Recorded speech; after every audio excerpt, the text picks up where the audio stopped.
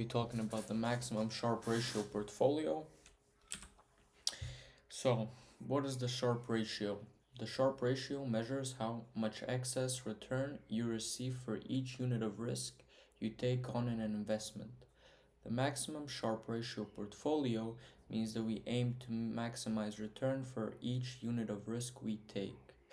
The Sharpe ratio, to calculate it, you do the expected portfolio return minus the risk-free rate, which is the zero volatility investment, which could be, let's say, a bond, and the risk-free rate could be 3%, which is the annual coupon you receive from a very safe bond, such as a US government bond, and that divided by the portfolio volatility. To maximize the Sharpe ratio, we need both high portfolio return and a low portfolio volatility.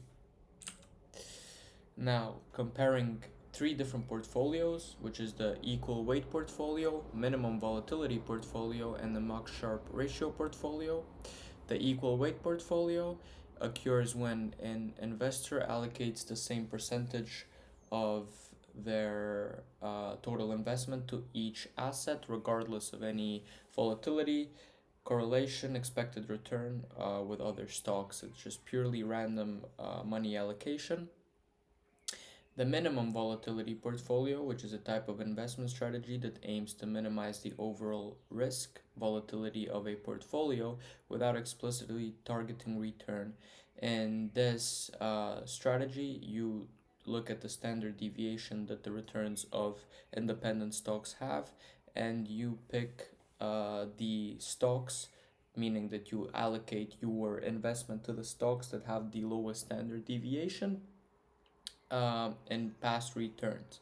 While the max Sharpe ratio portfolio does not only look at the profits or returns, but as well at the volatility, meaning it maximizes the risk to reward ratio. It tries to take the lowest volatility possible, similar to the minimum volatility portfolio, but it also tries to get the largest returns of a stock. In this portfolio, you also allocate the weights or the investment to the stocks that have the highest returns and lowest volatility experienced. Next, I'm going to show you the differences between these three portfolios and how they have performed in markets. So here I have 8 screenshots of a 2.5-year period comparison of random portfolio with 20 stocks. Each of them are completely different, and how the 3 different portfolios performed. You can't really see them well, so I'm going to scoot over here and show you how it looks. So I've made this little app, the comparison set 1. These are the stocks used. That's 20 random chosen stocks, and this is how the portfolios performed. So as you can see in blue, you have the max Sharpe portfolio, which in a 2.5-year basis reached a profit of 3,000, but also experienced the largest drawdown, as you can see, around 30%. Similarly to the equal weight portfolio, which also experienced a very similar drawdown. On the other hand, the minimum volatility portfolio, as you can see, rarely crossed the initial investment, which was 1,000, and it kept on hitting very similar profits to the equal weight portfolio. Meaning, if you really want to minimize risk, the equal weight, the minimum volatility portfolio gives you very little drawdown and similar returns to the equal weight portfolio. I think this is a one-of-a-kind example where actually the max Sharpe portfolio reached such a big drawdown, because if we move over to the other studies, as we can see here, the max Sharpe ratio portfolio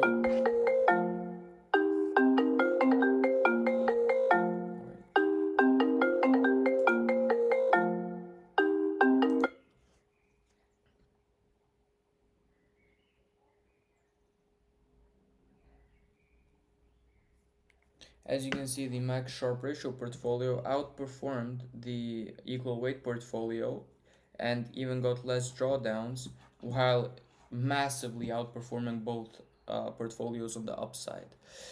To show you in perspective how this would look is we're experiencing drawdown around February. I think this is 2020. Due to COVID, the whole market was falling. So we were trying to look for the biggest return, lowest volatility stocks. And what the max Sharpe ratio portfolio does in comparison to the minimum volatility portfolio is that it not always takes the lowest volatility, which can sometimes affect its drawdown. That's why its drawdown is bigger than the minimum volatility portfolio. However, on the upside, we try to maximize our returns while also lowering our volatility, meaning we allocate our weights to the stocks that are performing the best. Um, of course, there's many other case studies which I will briefly show you, and in every single one of them, the max Sharpe ratio outperforms both stocks on the upside. And on the downside, it also outperforms the equal weight portfolio almost every single time, meaning that the minimum volatility portfolio is only useful if you're a large investor and really want to minimize your drawdown while still keeping similar profits on the upside compared to the equal weight portfolio. Of course, this is in a perfect scenario where we can kind of change weights each day with zero transaction costs. Those are the only limitations of the max Sharpe ratio portfolio, but trading on a broker like IBKR, where transaction costs are zero, we can allocate funds each week to the preferred stocks that the code gives, which have the highest Sharpe ratio, and therefore the limitations are really not that big. Of course, from experience, I would say that to the upside you would not perform as well, uh, because this is perfect back testing without any limitations. However, you would still drastically outperform both the minimum volatility and the equal weight portfolio. Comparing it to the CPPI, the CPPI is a tool used by insurance firms, and this is how the CPPI works. We start off with 1,000, the initial investment of 1,000, and as we go down, the CPPI really makes it impossible for you to reach your maximum drawdown. Let's say you have a maximum drawdown set of 800. When you start losing your wealth, the CPPI strategy will allocate resources to very safe assets, meaning you would sell stocks and buy bonds. In this case, it's similar to the minimum volatility portfolio, where you look for the lowest volatility stocks possible, which are usually the bonds. But the difference between the CPPI strategy and the minimum volatility strategy is that we also look at returns. As we go up, as we're increasing our wealth from 1,000, let's say, to 1,100, you would sell those low risk stocks and buy more risky assets. Meaning, the more your wealth grows, the more risky assets you buy. Why? Because they have the highest return. Similar to the max Sharpe wealth, we also aim to maximize our risk to reward ratio. And as you can see, these both play out very similarly. And of course, again, they're in a perfect scenario with no transaction costs. And this is basically meaning you change the weights of your portfolio each tick, as one might say. So the if you have a resource allocation period of a week or a month, it would look a little bit different, but it would significantly outperform the equal weight and minimum volatility portfolio. Uh, yeah.